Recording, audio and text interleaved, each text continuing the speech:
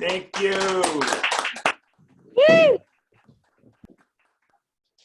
So now for some welcoming remarks, my lovely wife and the mother of the graduates. Hi, everyone. We are so happy you could be here today to celebrate little Libby.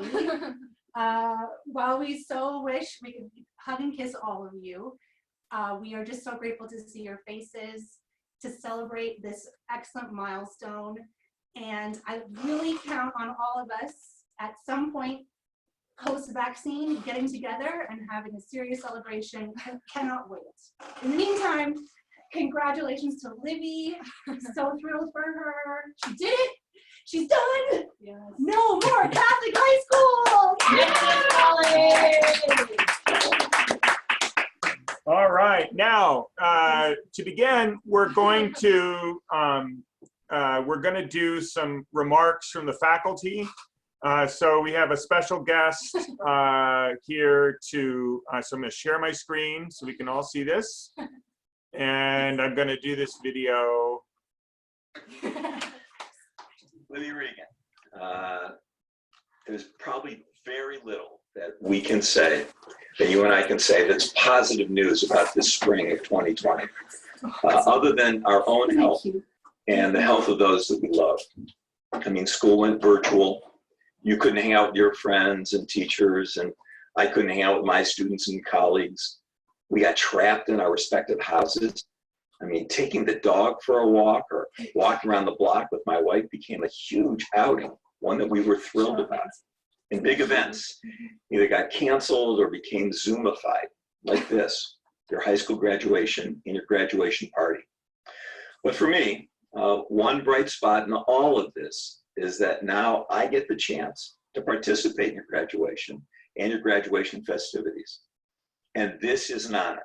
Having known you these past 7 or so years, it's been that long, I think, and having been on the virtual visiting faculty, I guess, at your school. I mean, I did teach a class or two, right? I just a short lecture that I gave you.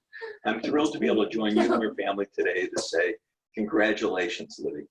And I, like all who know you, even for a little bit, think the world of you, of your smarts, your good humor, your great character. And we can't wait to see what you're going to do next. So best wishes, Libby. And one more thing. As a historian, I figured that this is now a tradition. So make sure I get invited to your next college graduation and the graduation after that and after that. And while I'm mentioning it, your wedding, the birth of your children. Anyway, now that I've smoothed myself into your whole family for the next foreseeable future, congratulations again, Libby, and have fun. Thank you, Bob. Starts so dark, isn't it? I know. Yeah, he starts a little dark there. Okay, so now we are going to move on to the commencement address, which shall be delivered by our darling's namesake, Aunt Libby. The original Libby.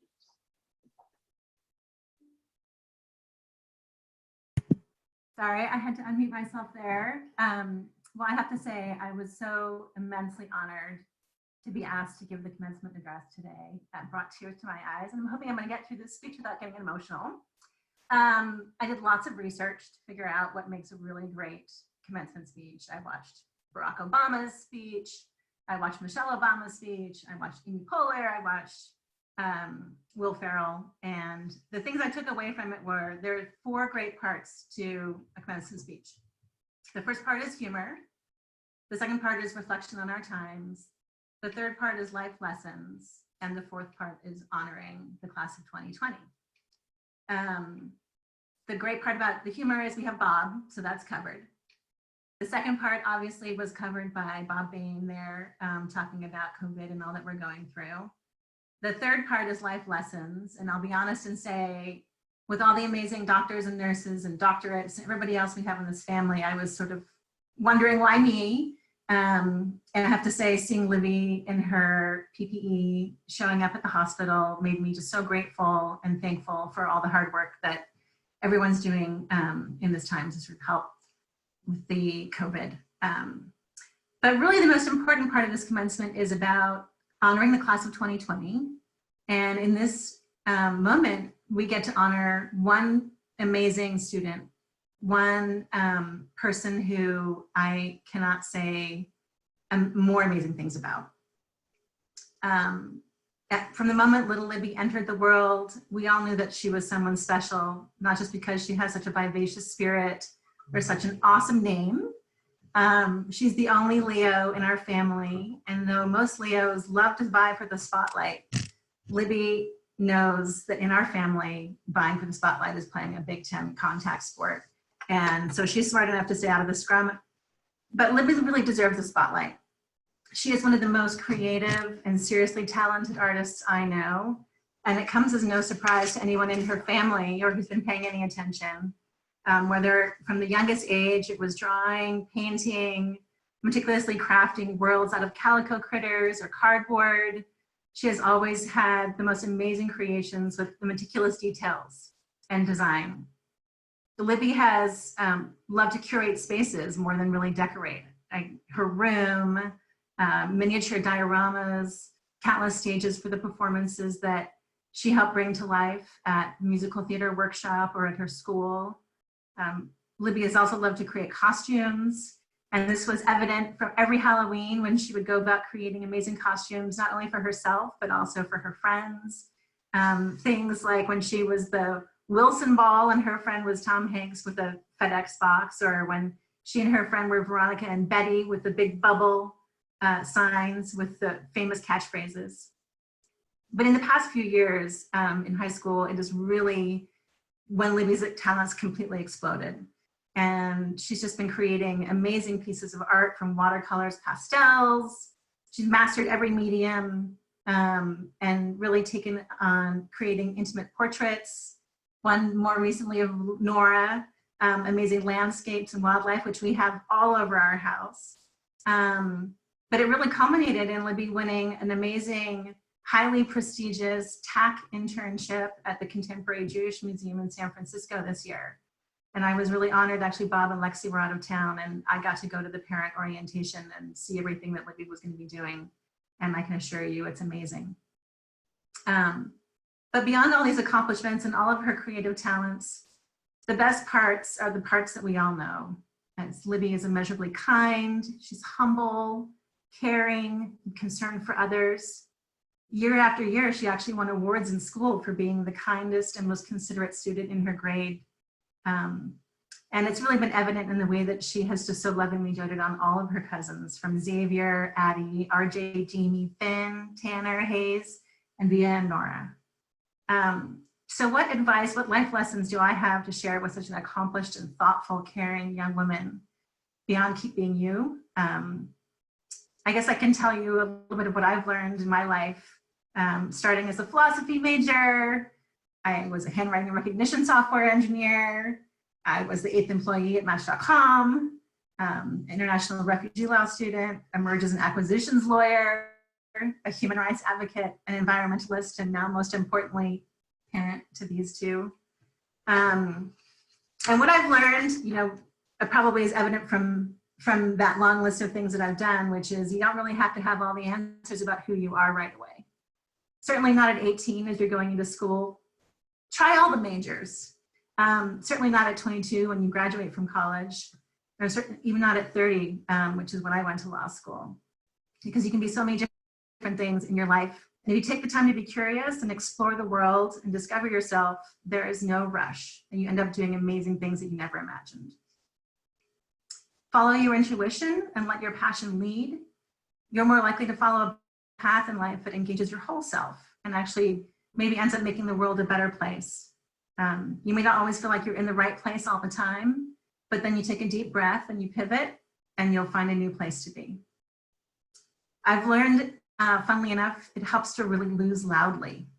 A colleague of mine loves to say this at work, especially when we lose a really big case against the Trump administration in a really unfavorable court.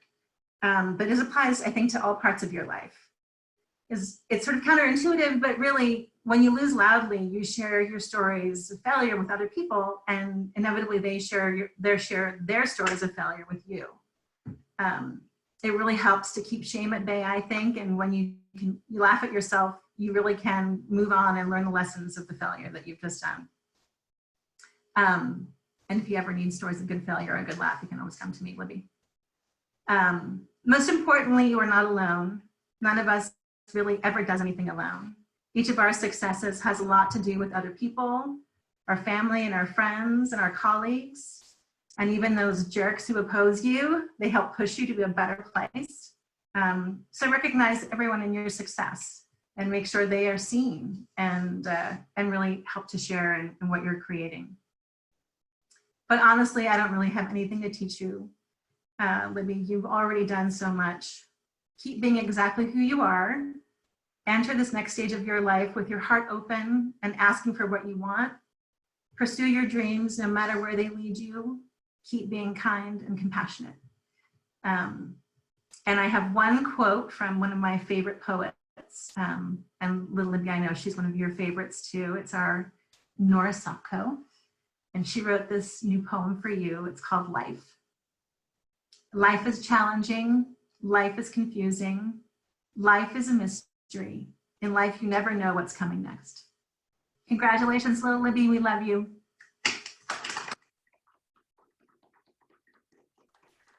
That was wonderful. Thank you. That is so good. Thank you. All right. So now, now what we've got is, and where am I? I have to figure out where we are. I'm supposed to gallery view. Let's go to gallery view. Okay. So Libby, how many of you are familiar with the program Parks and Recreation? Yes. And so if you haven't, I sent you some background material on this in case you would like to see it. So we reached out to one of our favorite characters on this program, Little Sebastian.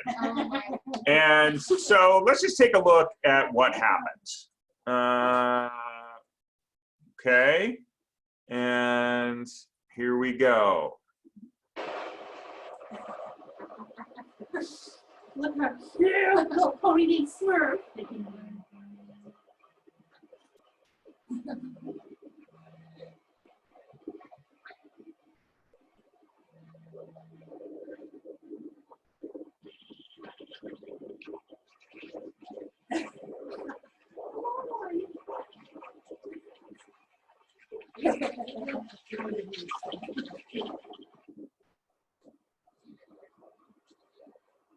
Some treats nearby.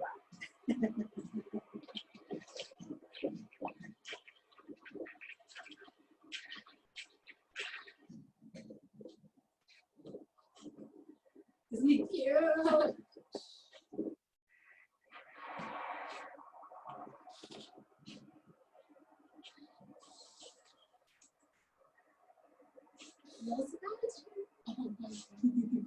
Is that cute?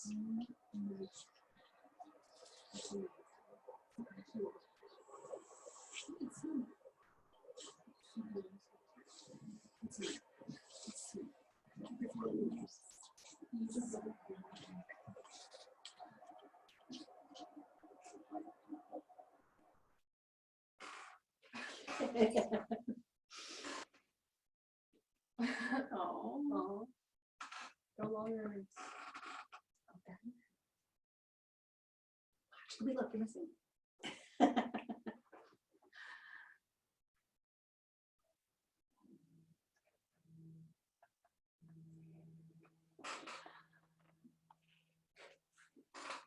Isn't that cute?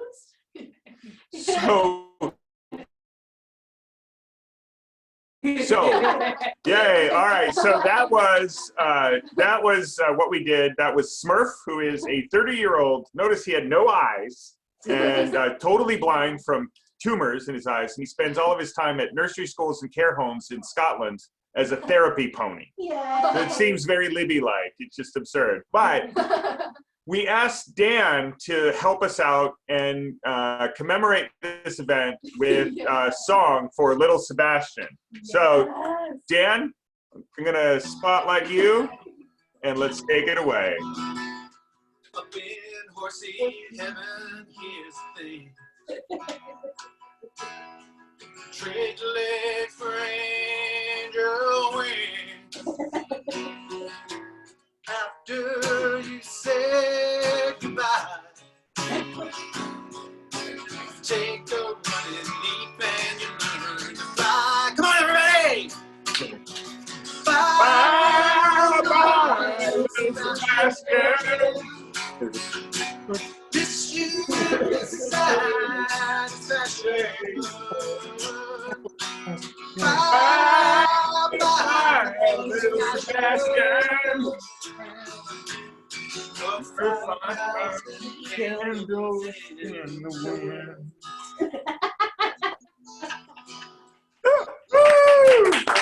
And fly. Spread your wings and fly. Fly on lip, fly on lip.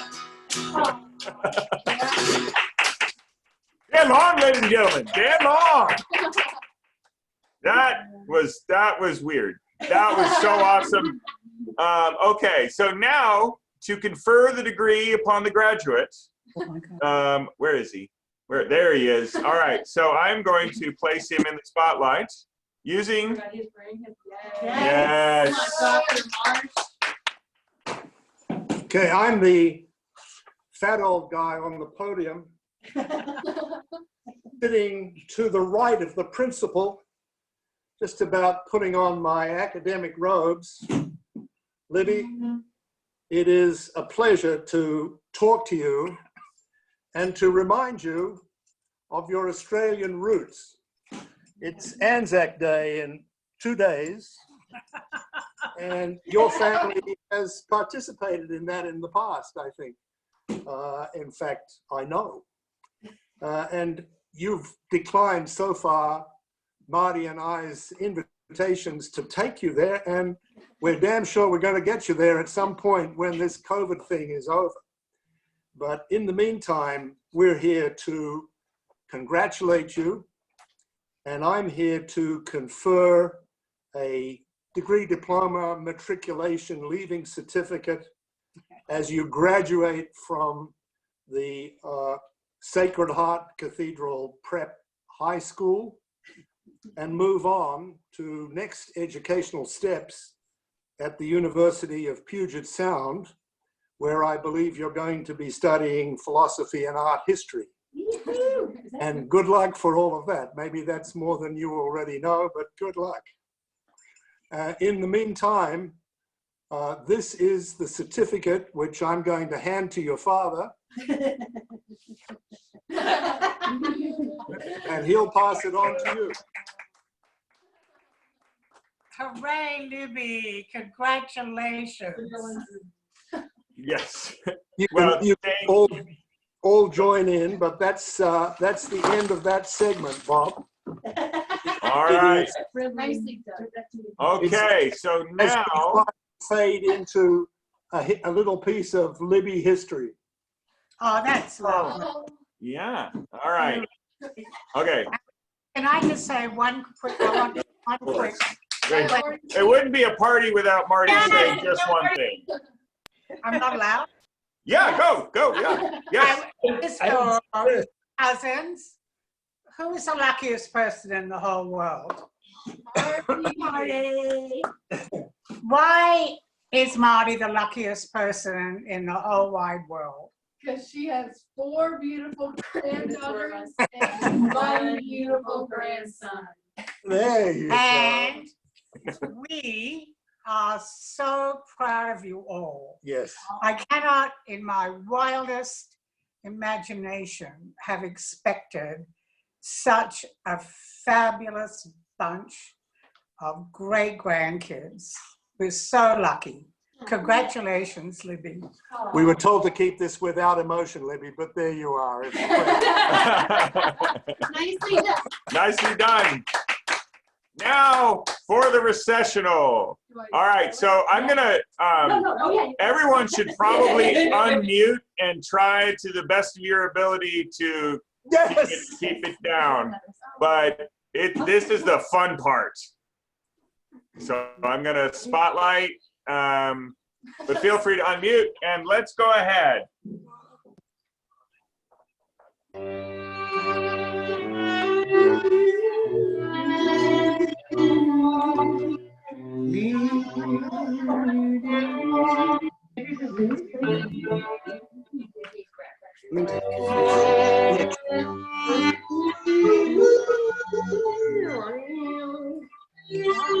That's what I need to do.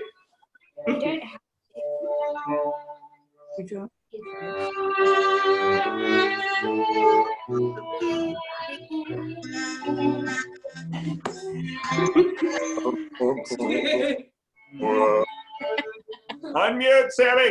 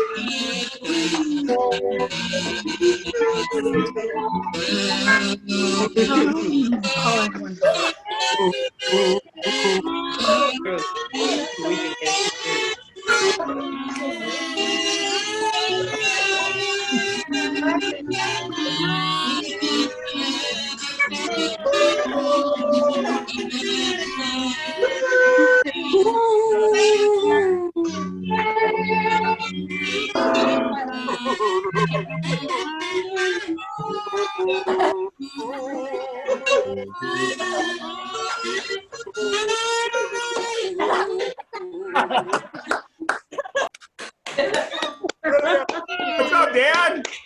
All right. Well, okay, that was supposed to be the face melting guitar solo. Oh, Sorry. yeah, that's all right. That's all right. Hey, everybody, that worked out pretty good.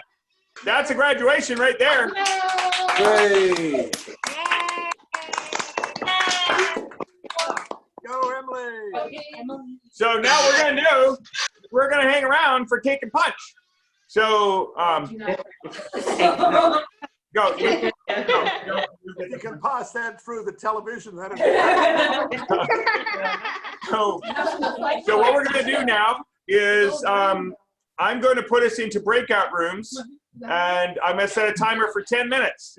So this is like any graduation party ever, where you kind of have to awkwardly feign a conversation with people that you actually are related to, and then after 10 minutes, you will be abruptly yanked out of that room, and we will push you into another room. So so this is going to be great fun. And I'm going to actually stop the recording now. Stop the recording.